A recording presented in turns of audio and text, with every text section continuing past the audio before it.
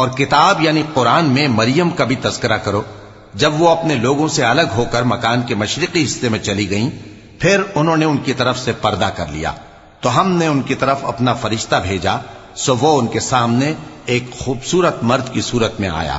مریم بولی کہ اگر تم پرہیزگار ہو تو میں تم سے بچنے کے لیے رحمان کی پناہ لیتی ہوں۔ فرشتے نے کہا کہ میں تو تمہارے پروردگار کا بھیجا ہوا یعنی فرشتہ ہوں، اور اس لیے آیا ہوں کہ تمہیں پاکیزہ لڑکا بخشوں۔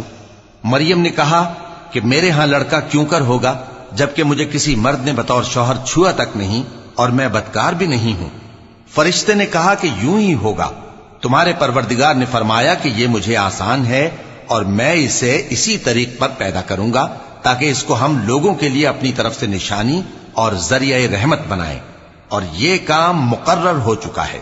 چنانچہ وہ اس بچے کے ساتھ حاملہ ہو گئیں اور اسے لے کر ایک دور جگہ چلی گئیں۔